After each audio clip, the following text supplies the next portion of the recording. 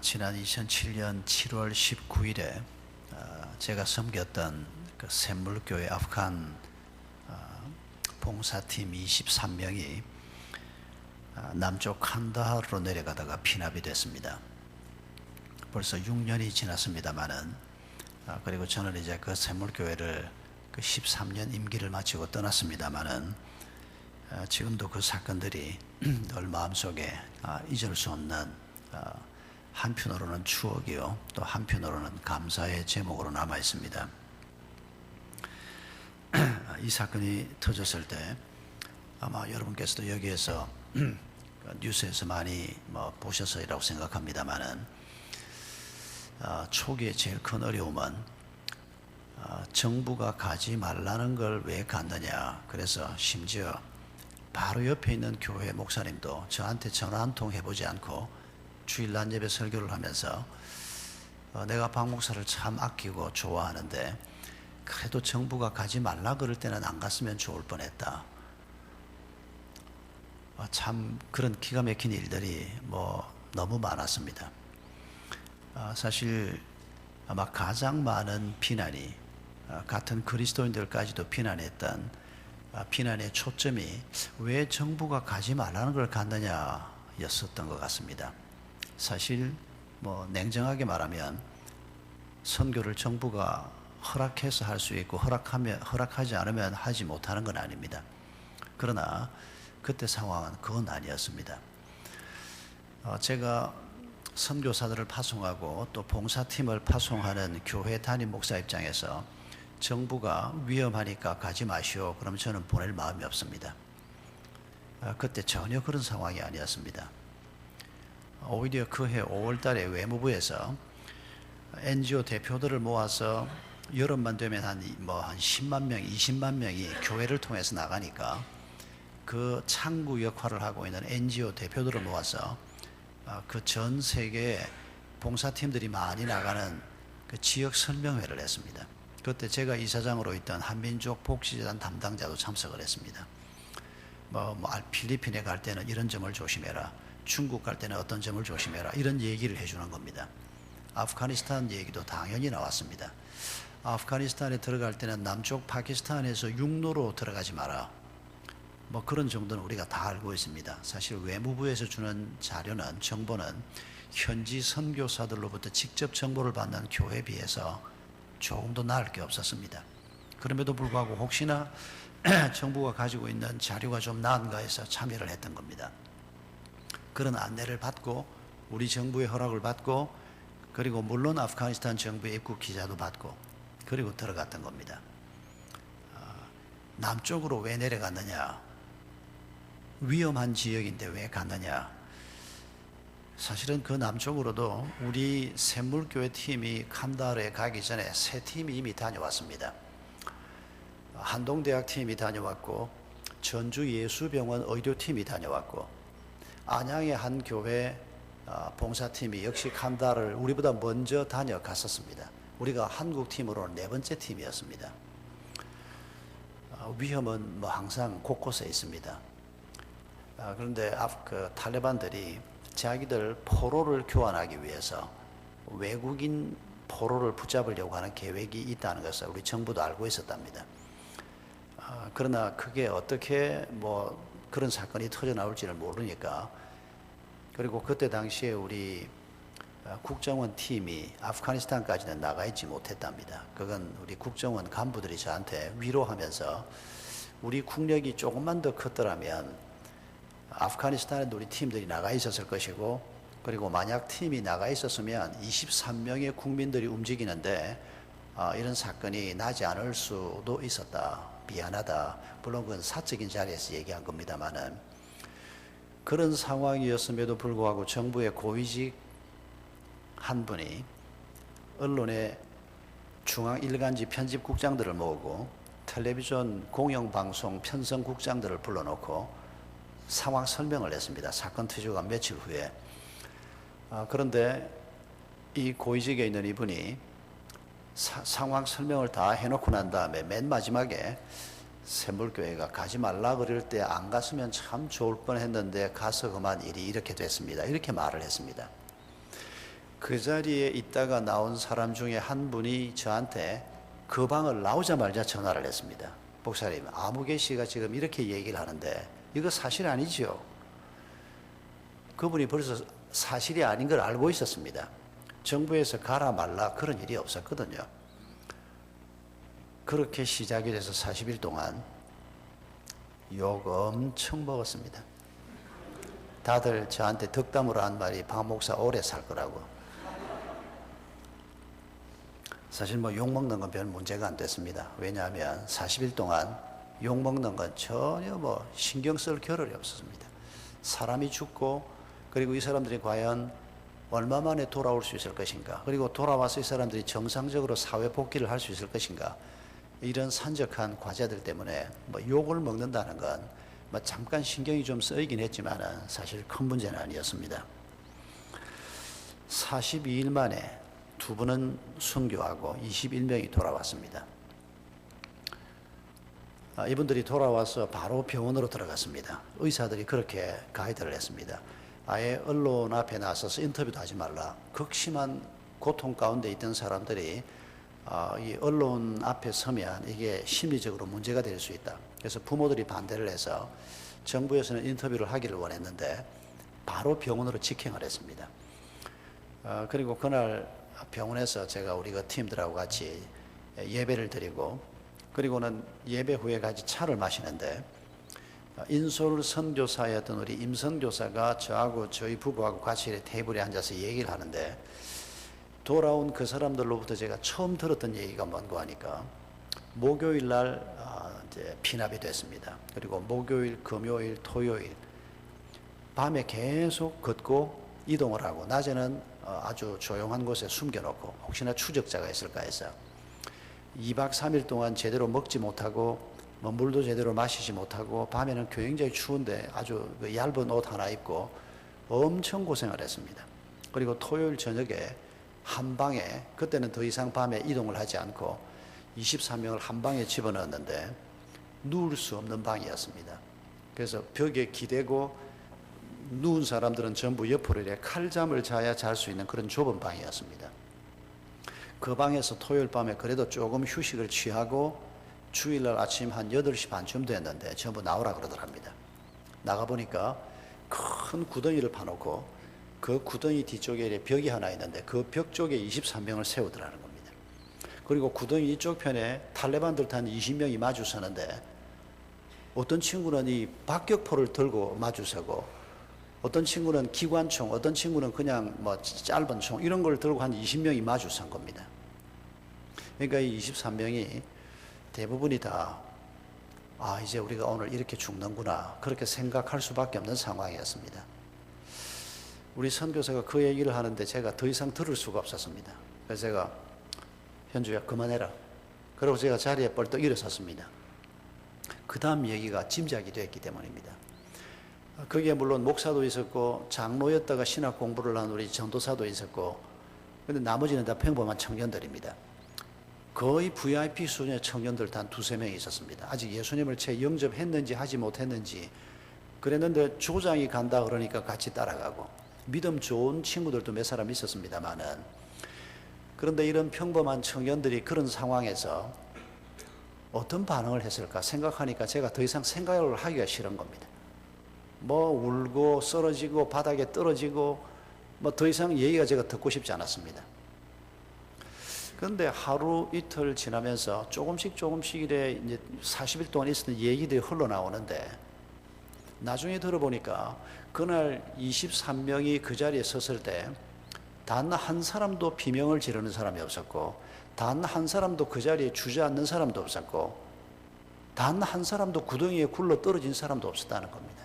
그리고 아주 믿음이 어린 처녀아이 하나는 그 자리에 서서 하나님, 나는 선교사는 물론 아니고, 그리고 단기 봉사도 내가 처음 왔는데 한 번 갔다 와야 그래도 청년에서 체면이 있을 것 같아서 한 번 따라왔는데 내가 이렇게 죽어도 하나님 순교로 쳐주는 겁니까? 제가 그 말을 들었을 때 믿을 수가 없었습니다. 어떻게 그렇게 담대하게 그런 기도를 할 수 있었을까? 그리고 어떤 아이는 하나님 총을 여러 방 맞으면 너무 힘들지 않습니까? 첫 총알이 내 심장을 관통해서 천국 가게 해 주십시오. 한 사람도 요동하지 않고 그런 기도를 했다는 겁니다. 이 사람들이 죽일 작정은 물론 아니었습니다. 그냥 위협을 하기 위해서 말 잘 들으라고. 제가 궁금해졌습니다. 아니 얘들이 뭐 믿음 좋은 뭐 목자도 있었고 목사, 전도사, 장로 이런 분들은 그렇다고 하더라도 어떻게 이런 일이 가능했을까? 그 다음에는 제가 캐묻기 시작했습니다. 도대체 무슨 일이 있었냐? 사흘 동안 무슨 일이 있었길래 너희들이 이렇게 담대했더냐? 알고 보니까 그 전날 밤에 하나님께서 23명을 한 곳에 있게 하시고 그날 저녁에 탈레반이 방에 같이 있지 않고 또 방문 앞에도 있지 않고 방문 앞에 바로 서서 보초를 서면 찬송도 못 부르게 하고 예배도 못 드리게 하는데 멀찌감치 떨어져 있었답니다. 그 집을 에워싸고. 그리고 방에 앉아서 함께 찬송을 소리를 내지 않고 그냥 엎조리는 소리만 가지고 같이 찬송도 부르고 성경이 뺏기지 않은 작은 성경이 하나 있었습니다. 그걸 쪼개서 여러 사람이 나누어 가지고 읽기도 하면서 그날 우리 순교한 배형규 목사가 자기 생애 마지막 기도에 인도를 한 겁니다. 그러면서 이 형제가 참 놀라운 말을 하고 갔습니다.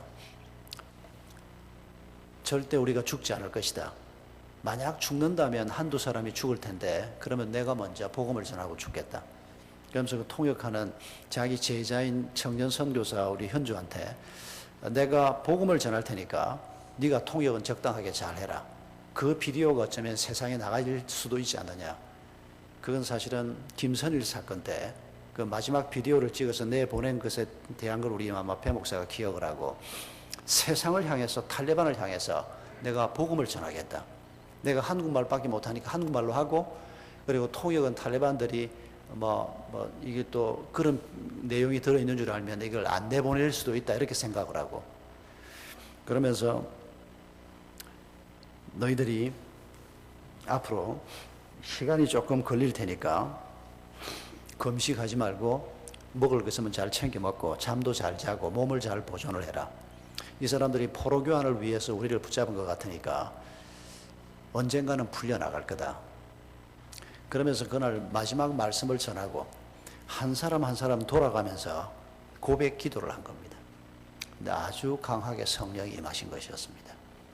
그날 그 기도를 하면서 모든 사람이 마음의 평안을 얻고 잠자리에 들었던 겁니다.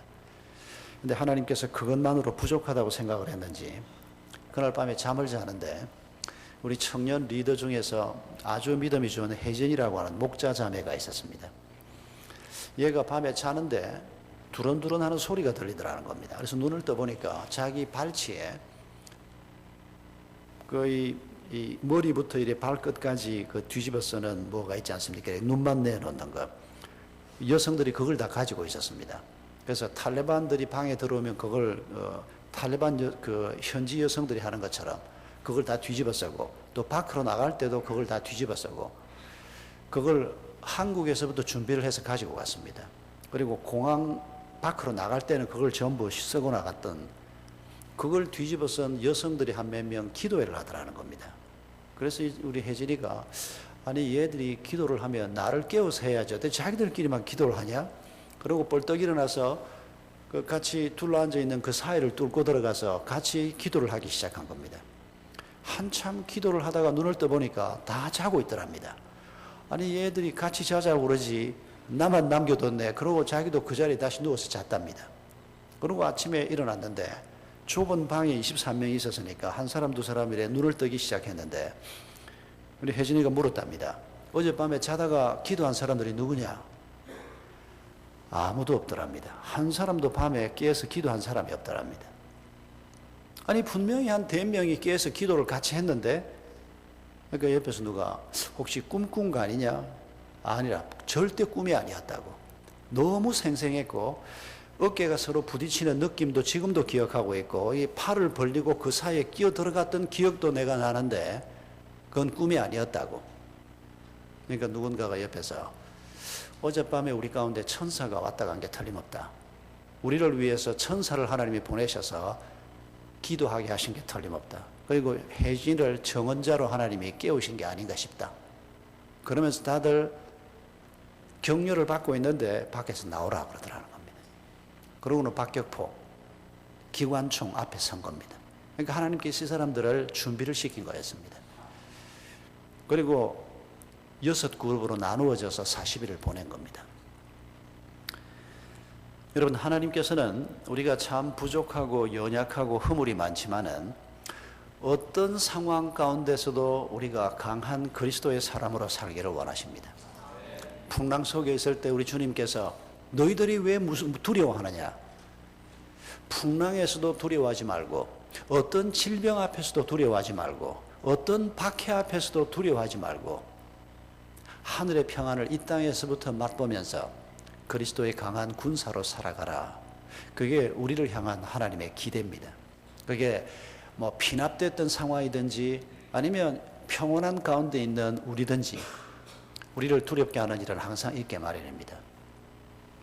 어떻게 하면 우리가 환경을 이기는, 또 하나님이 주신 위대한 교회, 영광스러운 하나님의 교회로 우리 자신이 세워져 가는데 필요한 하나님의 군사가 될 수 있을까? 그 얘기를 우리가 오늘 좀 나누어 보려고 합니다. 사도 베드로 시대에 그분들이 경험했던 환경은 오늘 우리와 비교가 되지 않을 정도로 힘들었지 않습니까? 그럼에도 불구하고 그 초대교회 성도들이 서기 314년입니까? 316년입니까? 밀라노 칙령이 발표될 때까지 교회가 한 300년 가까이 지하에 있었습니다. 그리고 그 기간 동안의 교회, 지상에 나와서 이런 예배당에 모여서 예배 한번 제대로 드려보지 못했던 그 300년 동안의 지하교회가 2000년 교회 역사 속에서 가장 강력한 하나님의 군대였습니다. 어쩌면 가장 가난했던 시절이고 가장 고생을 많이 했고 가장 가진 게 없었던 그 한 300년 어간의 초대교회가 가장 강력한 하나님의 군대였습니다. 여러분, 그들을 격려했던 말씀 중에 대표적인 말씀이 베드로후서입니다. 사도 베드로가 노년에 자신도 그 박해 중에서 목숨을 잃기 직전에 이 베드로 후서를 기록을 했습니다. 그러면서 이렇게 얘기를 합니다. 1절에 보면 보배로운 믿음을 자신들과 같이 받은 성도들에게 편지한다고 얘기합니다. 믿음을 가지고 있는, 그래서 그 보배로운 믿음이 유한한 존재인 우리를 무한한 하나님과 연결시켜주고 연약한 우리를 강력한 하나님의 힘으로 덮게 해주는 매개 역할을 하는 것이 바로 이 믿음입니다. 그래서 보배로운 믿음이라고 얘기하는데, 근데 문제가 뭡니까? 예수 그리스도의 십자가를 믿고 예수님의 부활을 믿는데도 불구하고, 이 보배로운 믿음을 가지고 있는데도 불구하고 부부가 서로 섬기고 도우면서 사는 것이 만만치가 않습니다. 자녀를 하나님의 사람으로 키워내는 것이 간단한 전투가 아닙니다. 이러면 안 되는데 싶으면서도 애들을 보면 막 성질이 나지 않습니까? 그냥 막. 여기 엄마 아빠들은 좀 덜합니까? 요새 한국에는 미운 7살이란 말 대신에 어떤 말이 쓰이는지 혹시 들어보셨습니까? 미운 3살 그러더니 요새는 미운 3살이 아니고, 모르시는구나 이 젊은 엄마들이, 때려 죽이고 싶은 3살 그런답니다.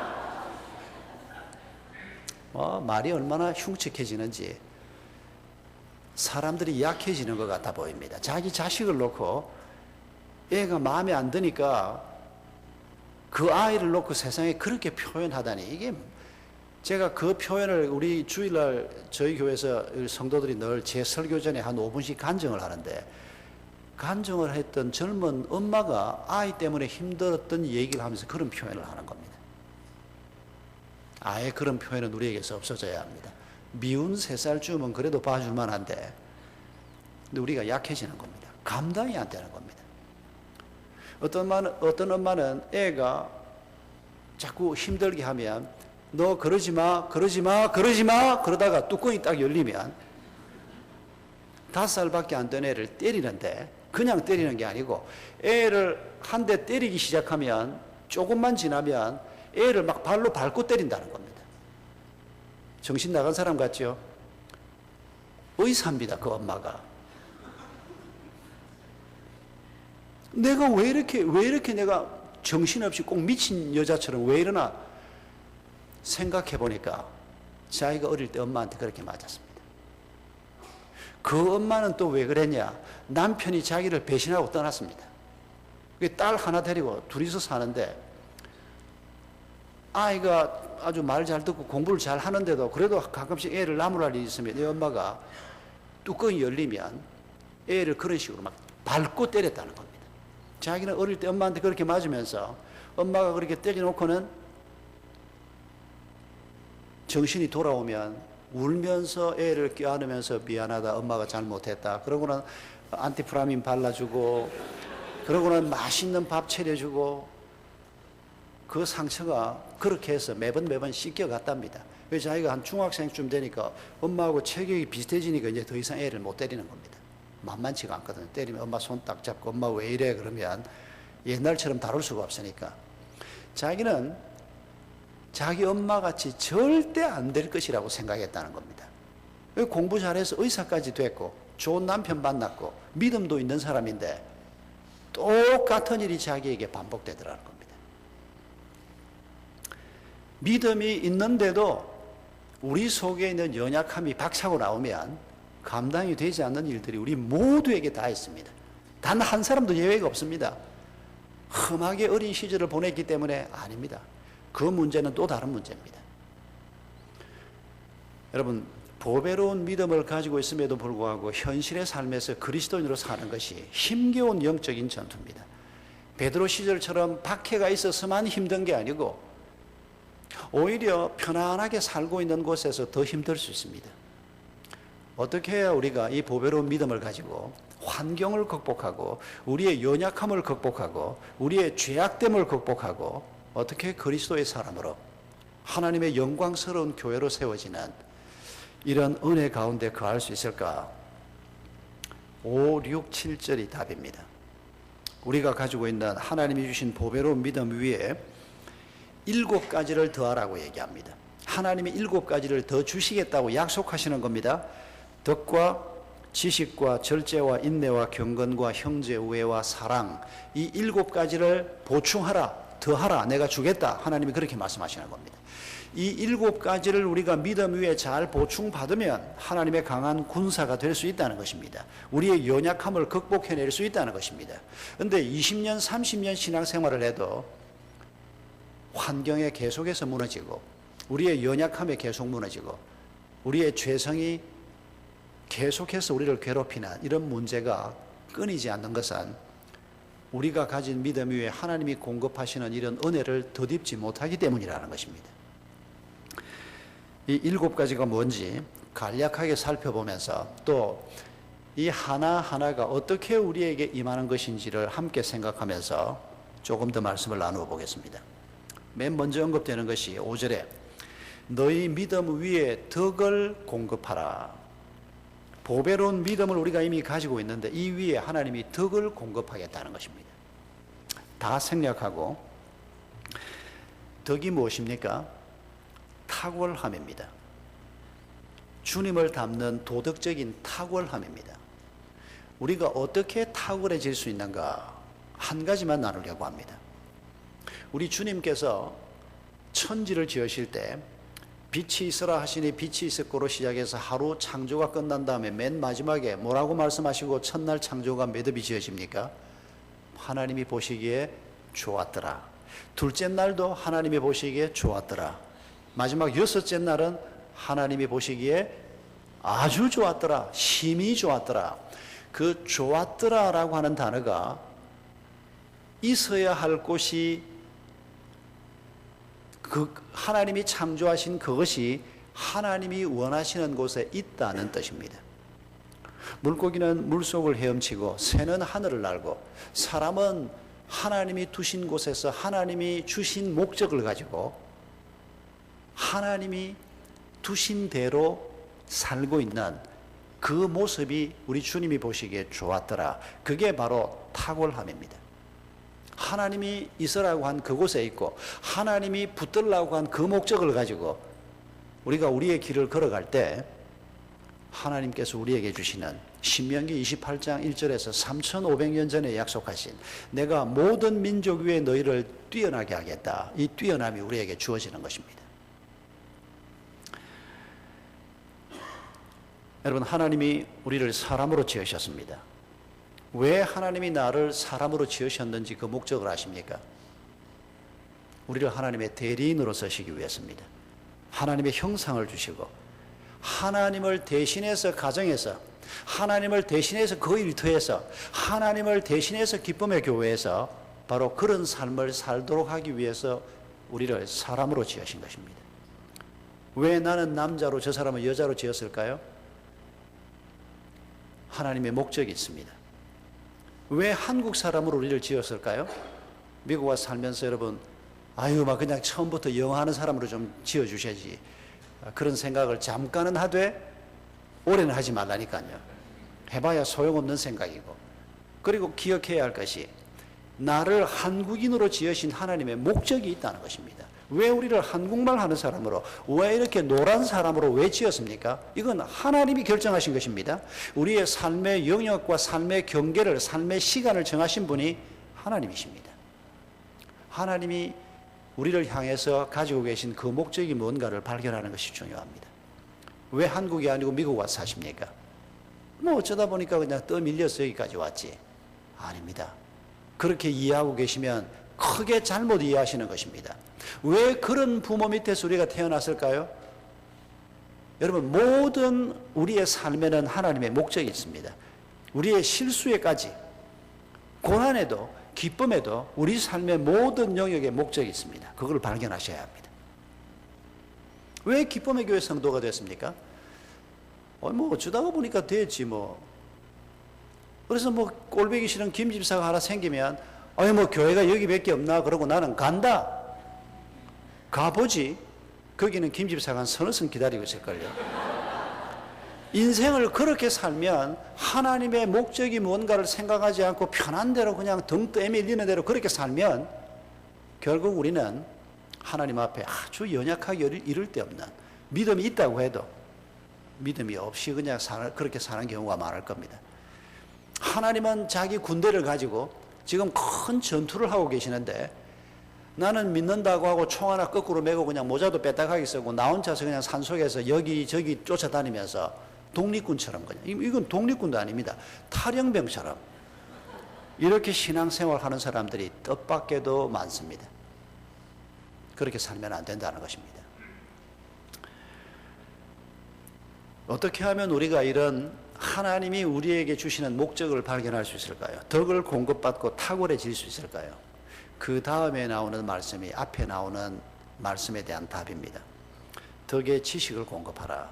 우리가 지식을 잘 공급받으면 덕을 공급받을 수 있다는 것입니다. 우리가 이 세상 살면서 배워야 할 지식이 굉장히 많습니다. 어떻게 요리를 하면 맛있는 음식을 먹을 수 있나? 굉장히 중요한 지식입니다. 저는 요리를 잘 할 줄은 모르지만 어떻게 라면을 끓이면 라면이 맛있나? 그건 제가 잘 압니다. 그래서 우리 집에서 라면 끓일 때는 우리 아이들이 아빠가 끓이라고 그럽니다. 운전을 어떻게 해야 되나? 지도를 어떻게 보나? 직장에서 우리가 이런저런 곳에서 우리가 배워야 할, 알아야 할 지식이 굉장히 많습니다. 그런데 모든 지식 중에서 근본이 되는 지식이 무엇입니까? 하나님을 아는 지식입니다. 하나님을 아는 지식이 없으면 나머지 지식은 전부 빗바랜 지식이 되고 맙니다. 정확하게 말하면 하나님을 아는 지식이 없어도 사람은 행복해야 합니다. 하나님을 몰라도 사람이 맛있는 거 먹고 살고 건강하게 살고 하나님 몰라도 잠깐이라도 행복하게 사는 것 필요합니다. 이게 제대로 말한 겁니다. 그런데 약간 빼딱하게 얘기를 해보면 이 말은 조심하셔야 합니다. 특히 안 믿는 분들 앞에서는 이렇게 말하면 안 됩니다. 근데 믿는 우리끼리 이렇게 한번 말해 봅시다. 하나님도 모르는 게 맛있는 거 먹으면 뭐합니까? 이거 여러분 틀린 말입니다. 하나님도 모르는 게 옷 맵시 입고 다니면 뭐합니까? 그냥 아무렇게나 살다가 그냥 지옥 불 속에 떨어지는 거지. 우리가 이렇게 한번 말해 볼 수도 있다는 겁니다.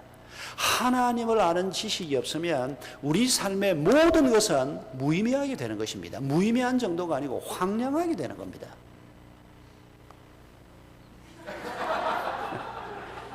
이 너무 예쁘게 갈아 놓아가지고 그래도 저 위에 건 저 죽은 것들입니다.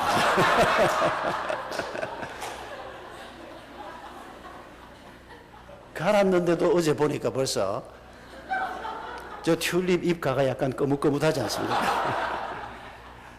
예, 그래도 이렇게라도 살아야 됩니다. 우리가 하나님 몰라도 그래도 이왕이면 좀 뭐 맵시 있게 입고 다니고 음식도 제대로 먹고, 그래도 우리가 하나님 모르는 사람이라도 아프리카의 어린 아이들, 북한의 아이들, 그래도 우리가 섬기고 도와야 하는 이유가 거기에 있습니다. 그러나 하나님을 아는 지식이 없으면 그 모든 것이 일장춘몽이 되고 맙니다. 그래서 복음이 전해져야 한다는 것입니다. 여러분, 하나님을 아는 지식이라는 게 뭘까요? 우리가 이 부분에 많이 오해를 하고 있습니다. 아는 것이 힘이다, 그런 말도 있습니다만은 하나님을 내가 안다라고 할 때 여러분 그게 뭡니까? 하나님은 삼위 하나님이 계시는데 제1위이신 여호와 하나님 성부 하나님은 우리의 구원을 계획하시고, 제2위 성자 하나님 예수 그리스도는 우리의 구원을 위해서 이 땅에 오셔서 십자가를 지시고, 제3위이신 성령 하나님은 우리의 구원을 완성하시기 위해서 오늘도 우리 가운데 계시면서 감화와 감동하시는 하나님이시고, 몰라도 됩니다. 이런 거 이런 거 책 읽으면 우리가 금방 파악할 수 있습니다. 물론 이런 하나님에 대한 정보를 우리가 가지고 하나님과 더 친밀해지는 것은 아주 중요합니다. 제가 조금 과격하게 말을 하긴 했습니다만 몰라도 된다고 얘기했는데 사실은 알긴 아셔야죠. 근데 제가 몰라도 된다고 말한 이유는 뭔가 하니까 하나님에 대한 정보를 꽤 많이 가지고 있는데 하나님하고 친하지 않는 사람이 많다는 겁니다. 여러분, 앞으로 누가 여러분에게 한국에서 온 박은조 목사 아냐 그러면 안다 그럴 겁니까? 모른다 그럴 겁니까? 아니, 모른다 그러신다고요, 우리 형제님?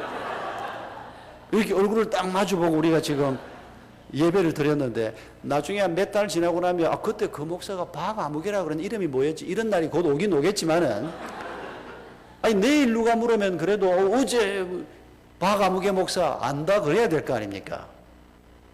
그런데 누가 묻기를 그 박 목사하고 친하냐 그러면 뭐라 그럴 겁니까? 아유, 내가 5번 집회 다 참석해서 5번 설교를 다 들었지만은 그 양반하고 친하진 않지. 우리가 이렇게 답할 수밖에 없지 않습니까? 저하고는 그래도 아무 문제 없습니다. 근데 하나님하고 그렇게 되면 큰일 난다는 겁니다. 매주일 와서 예배를 드리고 그래도 가끔씩은 기도도 하고 이러는데 하나님하고 친해지지가 않는, 하나님께로부터 도움도 받고 싶고 하나님께로부터 선물도 좀 받고 싶은 마음은 늘 있는데 하나님하고 친밀한 관계는 형성되지 않는, 여러분 그건 하나님을 아는 지식이 아닙니다. 하나님을 안다는 말은 하나님과 친밀하다라는 말과 똑같은 말입니다. 우리가 정보를 얼마나 가지고 있느냐도 분명히 의미는 있습니다. 정보가 많으면 하나님하고 좀 더 친밀해질 가능성이 분명히 많이 있기 때문입니다. 그러나 20년, 30년 교회를 다니고 목사님이 설교 시작하면 그 설교가 어디로 갈지 안다. 우리가 이런 장로님이 한 분 있습니다. 그 장로님 때문에 제가 더 설교 준비를 열심히 합니다. 그 양반 예상을 벗어나려고 항상. 예, 꽤 많은 성경을 평생 보아왔는데 장로 권사 교회 평생 30년, 40년 다니면 성경 본문 읽으면 목사님이 이 본문 가지고 어떻게 설교하겠구나 충분히 그렇게 예상할 겁니다. 우리 어떤 권사님은 주일날 토요일날 교회 사무실로 전화해서 내일 목사님 설교 본문 제목이 뭐냐 받아가지고 자기가 그 본문을 큐티를 하고 개요를 가지고 옵니다. 그리고 앉아서 설교를 들으면서 목사님은 첫째 포인트를 이걸로 뺐구나, 둘째는 이거구나, 매주일 와서 이러고 한 사람이 앉아 있습니다. 그 사람들 때문에 더 설교 준비를 더 정신 바짝 차리고 해야 됩니다. 그러나 여러분 잊지 말아야 하는 것은 우리가 이렇게 말씀에 좀 더 친숙해지고 말씀에 하나님에 대한 정보를 좀 더 갖는 것은 한 가지를 위해서입니다. 하나님과 친밀한 관계 속으로 들어가기 위해서입니다. 여러분, 아이들이 한 1살, 2살 됐을 때 아빠 이름도 잘 모릅니다.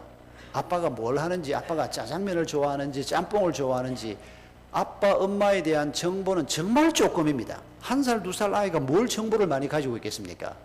그런데 그 아이들이 엄마, 아빠하고 친합니까? 친하지 않습니까? 별 쓸데없는 걸 다 물어보지. 여러분, 생각해 보십시오. 1살, 2살 아이가 부모에 대해서 가지고 있는 정보는 정말 조금이지만은 얼마나 친합니까? 아빠가 계단을 밟고 올라오는 발자국 소리 듣고 아빠다! 우리 아이가 이랬다는 겁니다. 듣고 제가 굉장히 기분이 좋더라고요. 지금은 뭐 다 자랐으니까 아빠, 엄마에 대한 정보가 굉장히 많지만은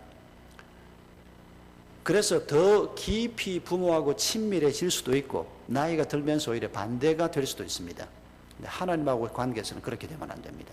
우리가 어린아이 같을 때는 어린아이 같은 모습으로, 그리고 세월이 지나면서 하나님에 대한 정보가 좀 더 많아지면 많아진 대로 내가 처음 예수 믿었을 때 하나님이 얼마나 놀라운 분인가를 우리가 발견하게 되고, 세월이 지나면서도 하나님께서 우리에게 얼마나 귀하고 좋으신 분인가, 이 하나님에 대한 지식, 하나님에 대한 친밀함이 우리에게 쌓이면 쌓일수록 우리 삶의 모든 것에 해석이 가능하게 되는 겁니다.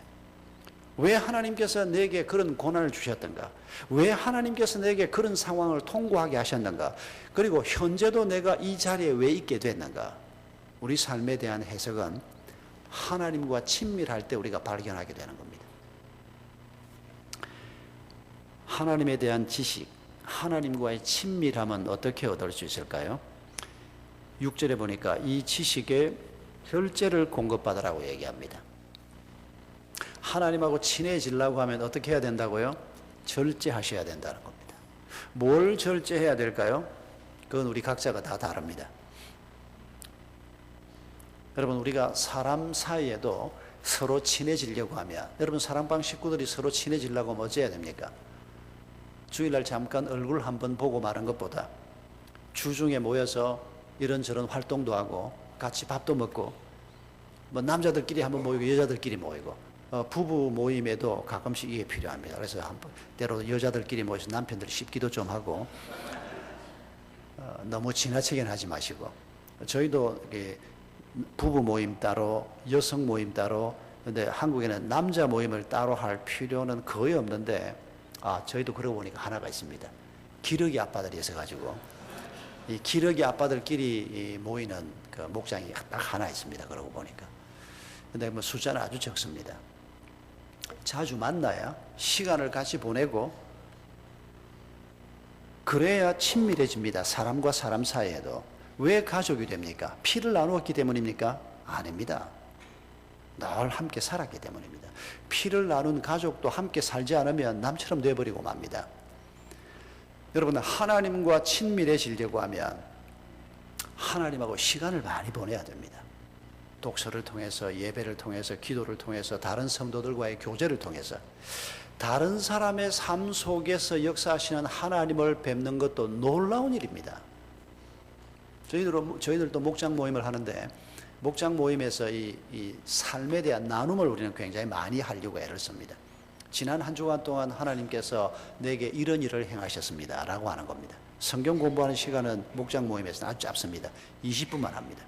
그리고 나머지 시간은 한 1시간, 1시간 반을 주로 지난 한 주간 동안 하나님 앞에 경험했던 일들을 가지고 얘기하는 건데, 저 사람의 삶 속에서 지난 한 주간 동안 하나님께서 저런 일을 행하셨구나. 여러분, 이걸 우리가 직접 내 곁에 있는 사람을 통해서 듣는 것은 이건 참 경이로운 일입니다.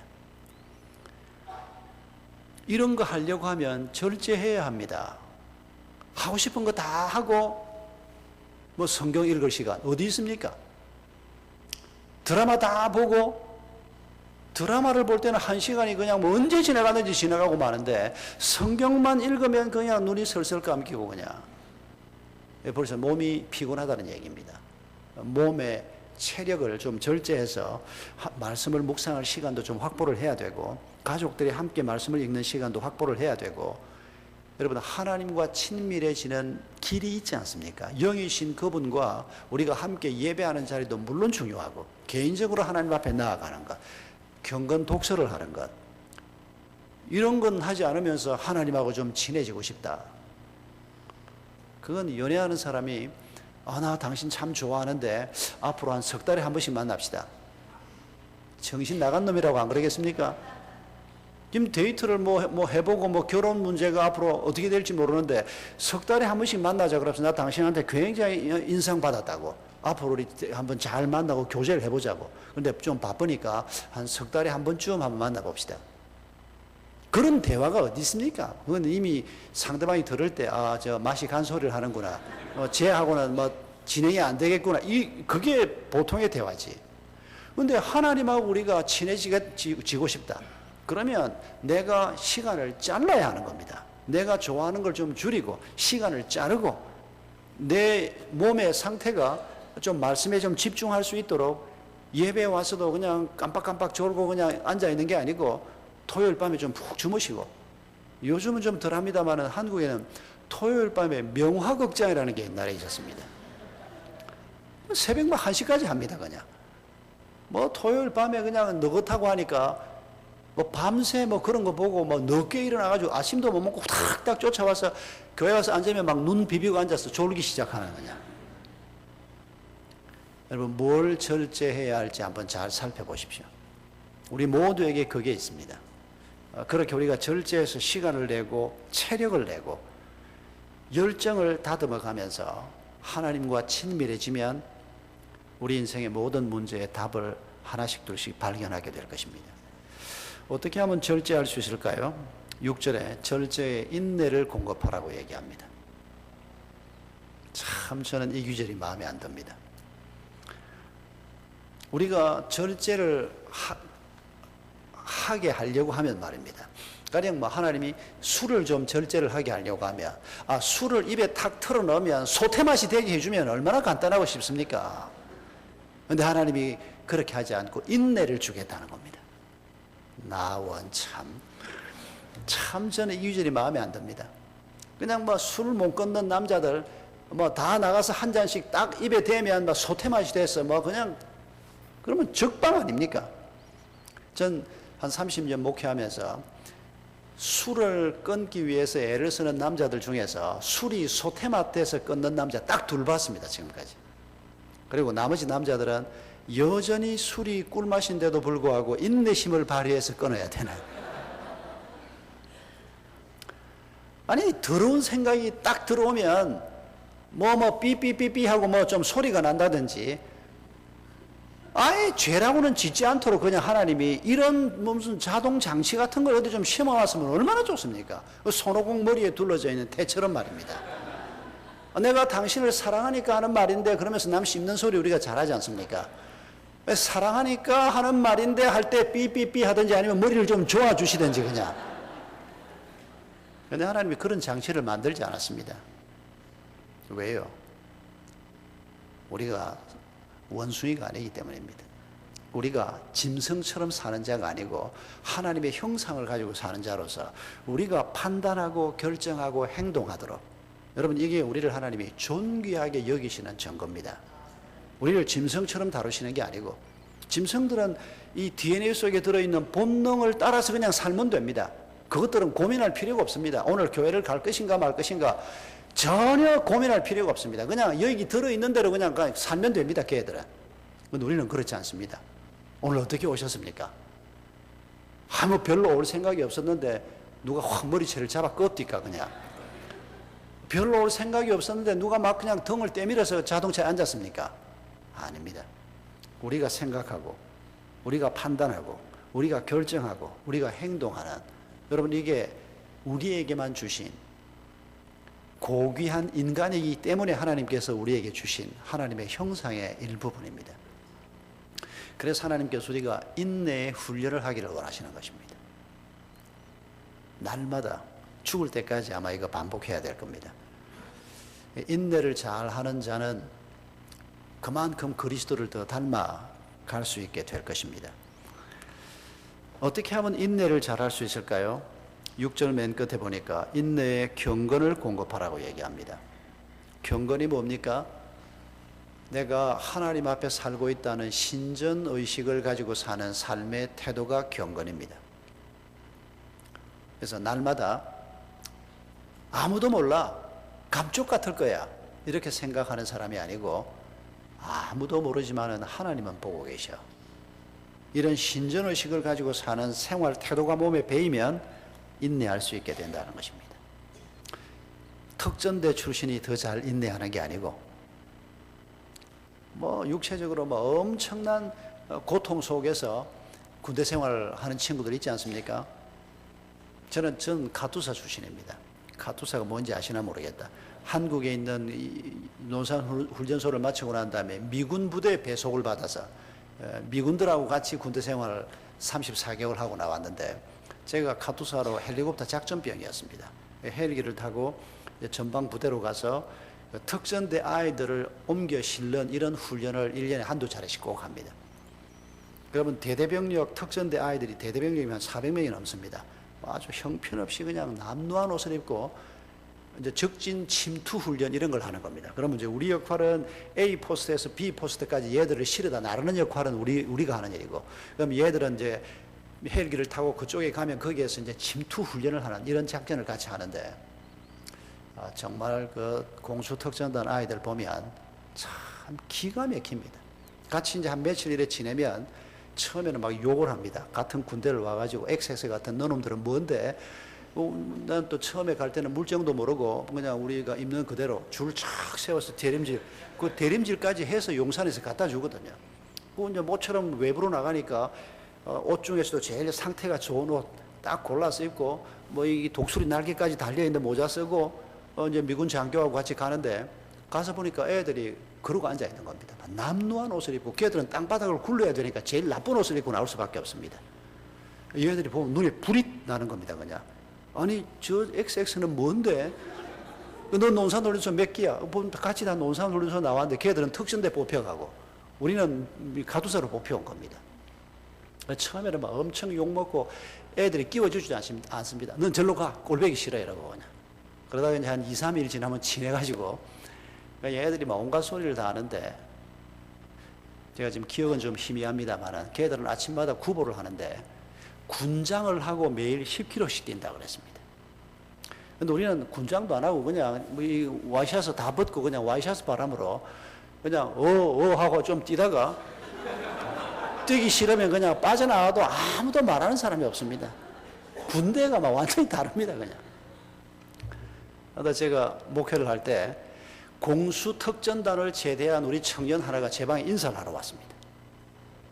얘가 방문을 열고 딱 들어오는데 입기는 양복을 입었는데 머리가 아직 이제 제대한 지 며칠 안 됐으니까 충성하고 들어오는데 지붕이 날아갈 것처럼 고함을 지르는데, 군대 생활하는 얘기 이래 듣고, 그리고 이제 마지막에 기도를 한번 하고 애가 나가는데, 애가 또 충성하고 나가면서 뭐라 그러는 거 하니까, 목사님, 톤도 꼭 이런 톤으로, 목사님, 제가 하나님의 은혜로 믿음도 갖게 됐고 공수특전단에서 34개월 동안 무사 제대를 했는데 내가 앞으로 나가서 뭘 못하겠습니까? 뭐든지 믿음으로 공수특전단 훈련으로 열심히 살겠습니다 이러고 나왔습니다.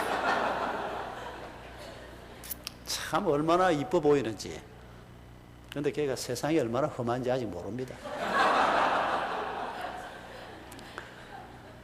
걔가 직장을 갔는데 먹으면 안 되는 봉투를 누가 주는데 이걸 먹어야 되나 말아야 되나를 결정할 때 공수특전단 훈련이 얼마나 도움이 될까요? 지는 장가를 갔는데 이쁜 여자가 사무실에 있는데 쟤를 한번 유혹을 해봐? 그럴 때 공수특전단 훈련이 얼마나 도움이 될까요? 육체 훈련이 약간의 유익은 있다고 성경이 말씀하긴 합니다.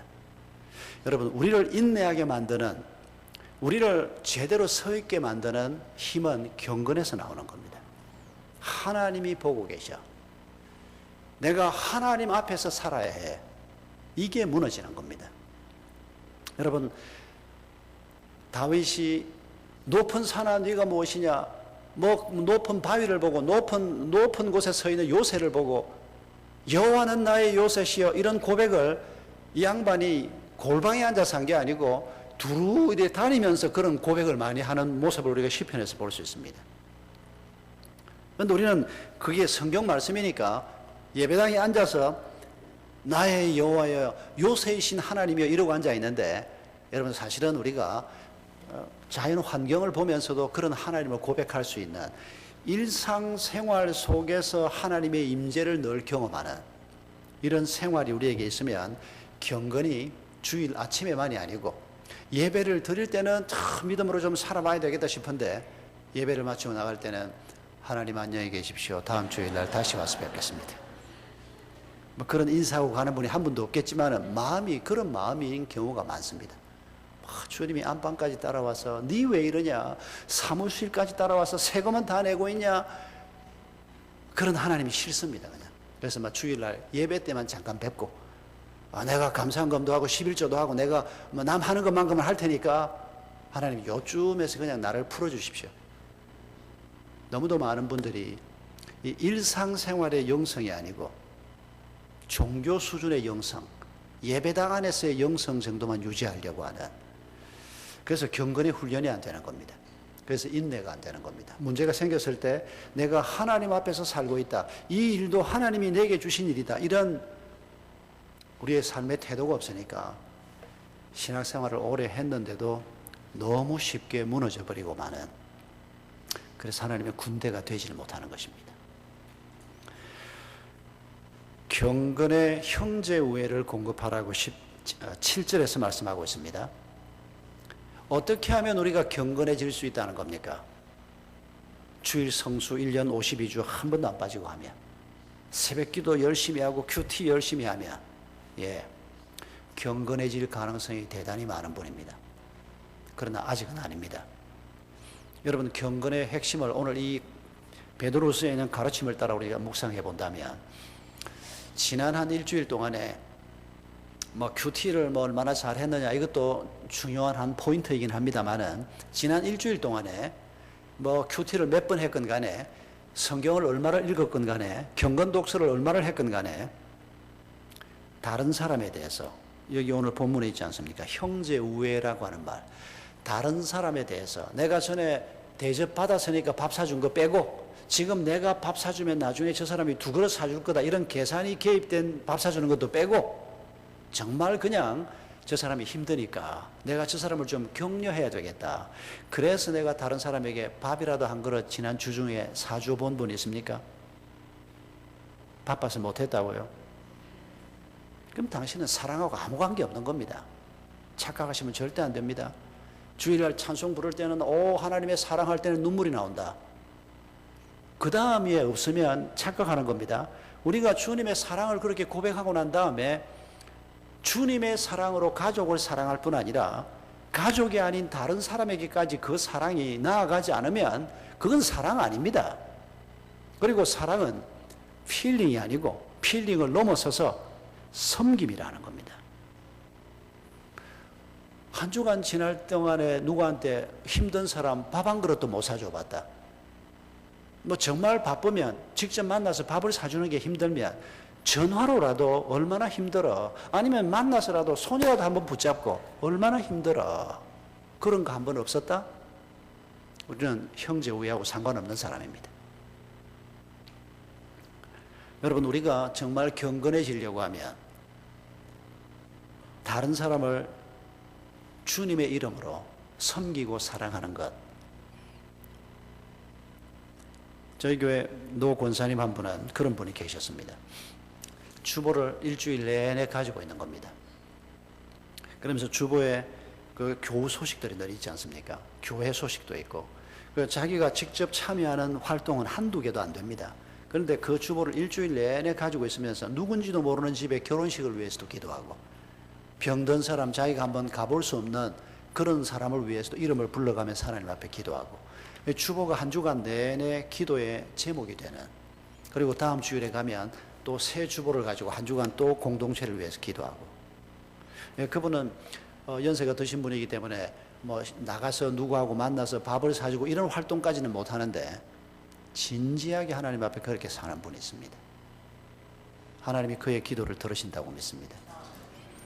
그리고 우리가 여유가 좀 있고 힘이 있고 하면 적어도 그런 형제 사랑이 좀 더 구체적으로 고백될 수 있는 이런 행동으로 옮겨져 가야 하는 것입니다. 그러면 신전의식이 우리에게 생길 겁니다. 내가 주의 이름으로 저 어려운 사람을 위해서 내가 섬긴다, 이런 씨름들을 말씀에 순종하면서 끊임없이 해나가면 하나님 앞에 내가 산다라고 하는 것이 말로만이 아니고 실제 삶 속에 배어나게 될 것입니다. 마지막으로 말씀하시는 것이 7절 맨 끝에 형제 우애의 사랑을 공급하라 라고 하는 말씀입니다. 여러분, 이 사랑이 바로 아가페라고 하는 사랑입니다. 여기가 사실은 출발점입니다.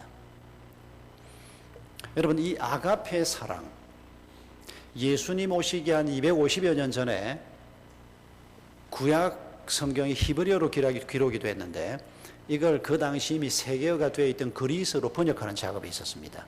이 헬라어 구약 성경이 지금도 그대로 전해지고 있습니다. 그런데 그때 이 학자들이 알렉산드리아에 모여서 70명의 학자들이 성경을 번역하면서 구약 성경에 표현된 하나님의 사랑이라고 하는 단어를 그리스어로 뭐라고 번역할 거냐 고심했다는 겁니다.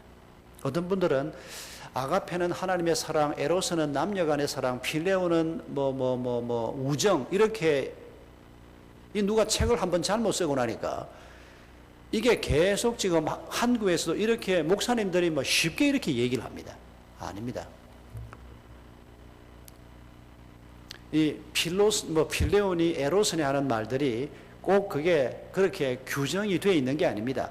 국가에 대한 사랑을 얘기할 때도 에로스라고 하는 단어를 쓰는 경우도 흔히 있고 이게 교차적으로 쓰이는 겁니다. 그런데 아가페는 맞습니다. 그때 학자들이 알렉산드리아에서 성경을 번역하면서 이미 존재하던 이 필레오나 혹은 에로스라는 단어를 가지고 하나님의 사랑을 표현하기에 너무 적당하지가 않다. 그래서 그때 만든 신조어가 아가페라고 합니다. 하나님의 사랑에만 표현하는 단어였습니다. 그런데 이게 오늘에 와서는 일반 명사처럼 되어버렸습니다. 사전을 찾아보면 무조건적인 사랑, 큰 사랑 이런 식으로 번역을 해놓고 있습니다. 여러분, 우리가 하나님의 사랑을 처음 발견한 때는 하나님의 아들이신 그분이 나의 죄값을 치르기 위해서 십자가에 달려 죽으시는 것을 우리가 처음 깨닫는 날 하나님의 사랑을 처음 알게 되는 것이었습니다. 놀라운 얘기입니다. 누가 나를 위해서 목숨을 버릴 수가 있습니까? 우리 아버지 어머니가 혹 그럴 수 있을지 모르지만은 그렇다고 해서 내 죄값이 씻어지지는 않습니다. 그런데 하나님의 아들이신 그분이 자기의 생명을 나를 위해서 주시는 그 사랑이 바로 아가페 사랑이었습니다. 여러분, 이 사랑으로부터 모든 게 시작이 됩니다. 이런 사랑을 우리가 발견했을 때 이 사랑이 형제 사랑으로 나아가게 되고 형제 사랑이 우리를 경건하게 만들어주고 그리고 이 경건으로 우리가 인내하게 되고 인내하면서 절제를 배우게 되고 절제하면서 하나님을 아는 지식이 늘어나고 하나님과 친밀하게 되고 그리고 우리가 덕스럽게 되고 탁월하게 되고 이런 7가지가 보배로운 믿음 위에 더해질 때 우리가 이 땅에서 하나님의 강한 군대로 세워질 수 있게 된다는 것입니다. 날마다 하나님의 사랑을 경험하는 것이 중요합니다. 날마다 경험해야 합니다. 아침에 태양이 떠오르는 걸 보면서도 오늘도 하나님께서 나를 사랑해서 또 태양이 떠오르게 하시는구나. 여러분, 이거 과합니까?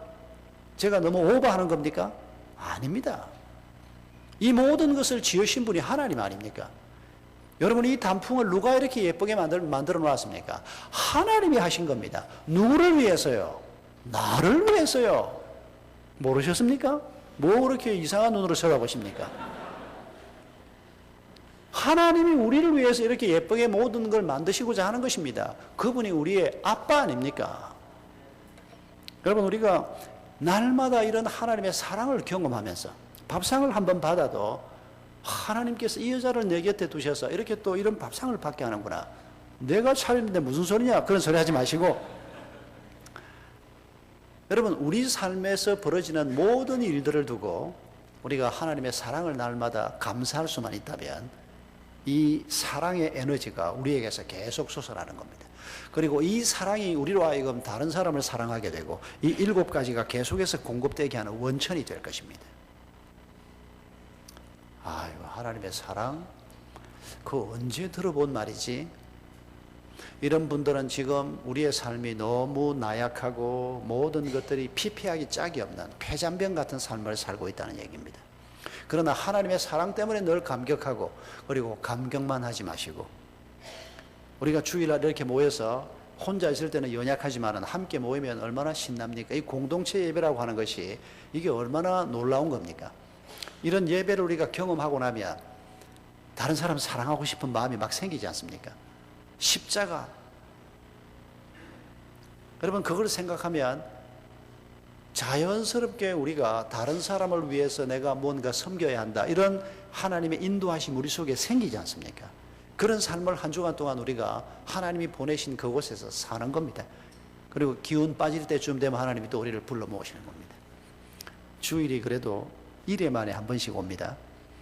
그런데 우리 조상들이 안 되겠다, 수요일 저녁에 모이자 그래가지고 끊임없이 모이고 새벽마다 모이자.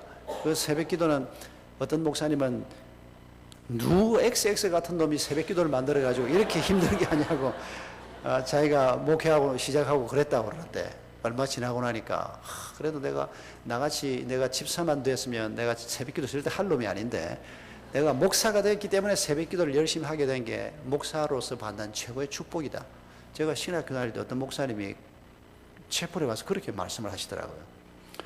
그게 무슨 소린가 했는데 제가 목사가 돼 보니까 정말 그 말이 딱 맞는 말이었습니다.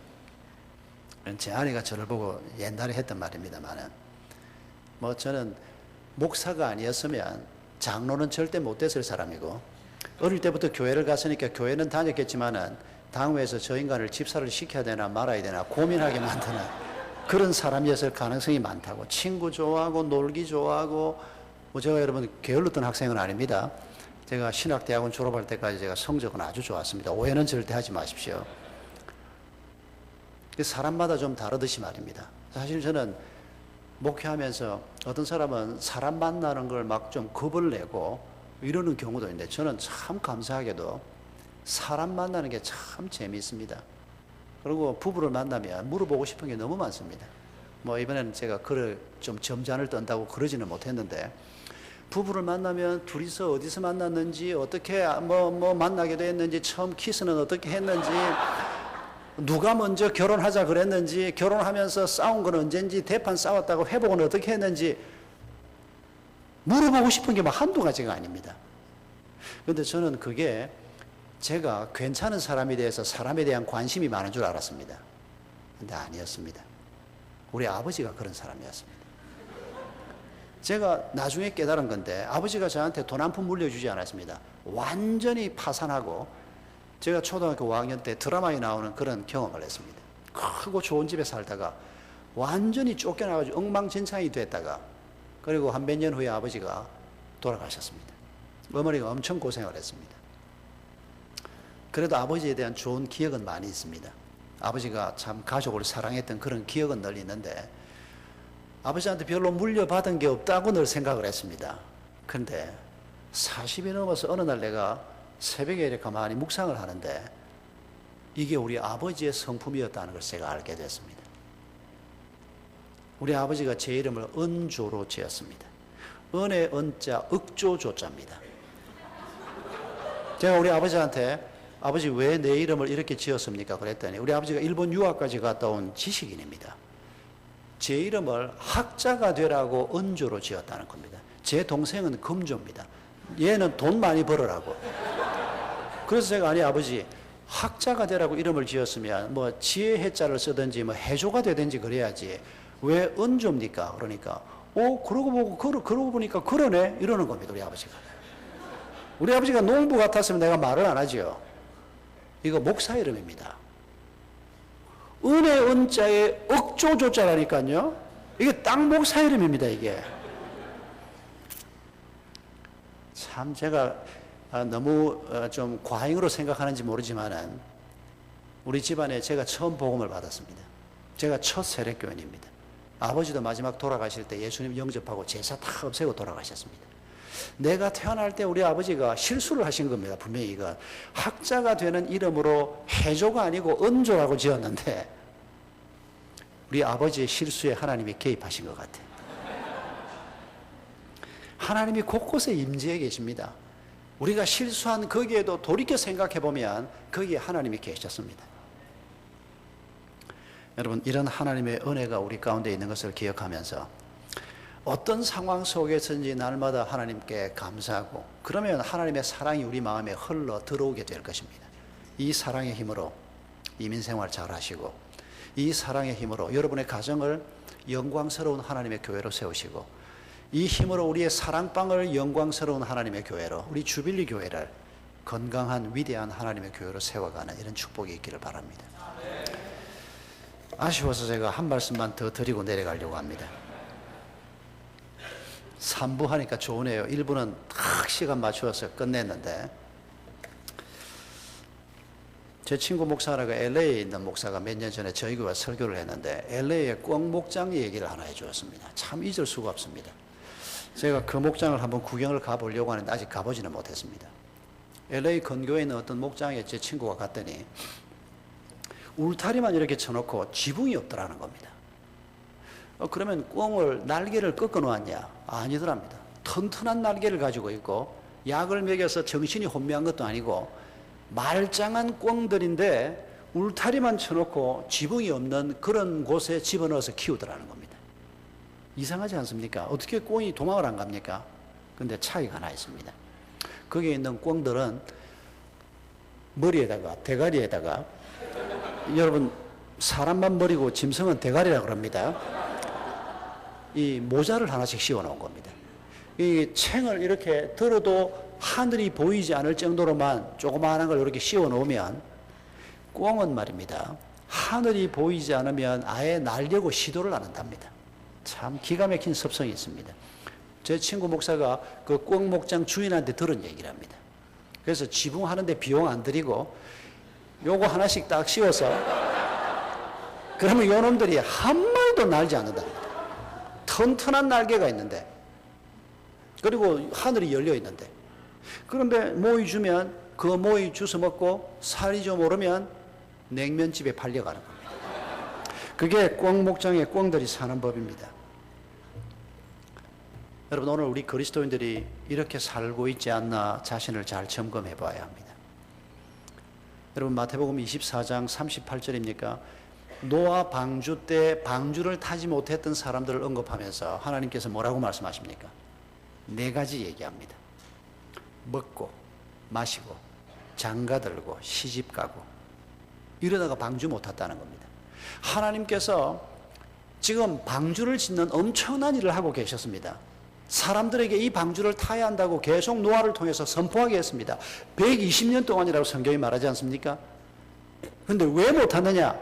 먹고 마시고 장가들고 시집가고.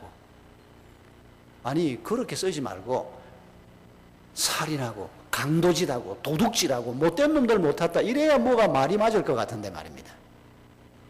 여러분 우리가 일상생활에 묶여서 하나님이 행하시는 일을 보지 못하고 하나님께서 우리의 가정을 어떻게 세우려고 하시는지 우리 교회를 어떻게 세우려고 하시는지 이런 하나님의 놀라운 계획을 보지 못하고 그저 눈앞에 있는 거 보고 그냥 차나 하나 사고 애들 학교 보내고 이렇게 살다가 세월이 다 가버리는 이런 자가 되면 안 된다는 것입니다. 우리 앞에 놀라운 하늘이 열려 있습니다. 하나님께서 보잘것없는 우리를 영광스러운 하나님의 교회로 세우겠다고 그러지 않습니까? 예수 그리스도 비슷한 존재로 세우겠다고 그러지 않습니까? 그리고 그 하늘을 향해서 날아올 수 있도록 우리에게 성령을 주시고 말씀을 주시고 공동체를 주시고 동역자들을 우리에게 주시지 않았습니까? 하늘을 향해서 날아올라야 하는 겁니다. 우리 하나님이 주신 그 세상을 바라보고 달려가야 하는 것입니다. 오늘 우리가 가지고 있는 그 작은 꿈에 매달려 사지 마시고 다 선교사로 가잔 말인가? 우리 박 목사님하고 동아시아 한다 그러더니 다 중국으로 가잔 말이냐? 아닙니다. 손은 누가 키울 겁니까? 우리가 선자리에서 하나님이 주신 꿈을 만들어 가는 겁니다. 여러분 우리가 이런 꿈을 다시 한번 마음에 담으면서 우리 한 1분만 함께 하나님 앞에 기도하십시다.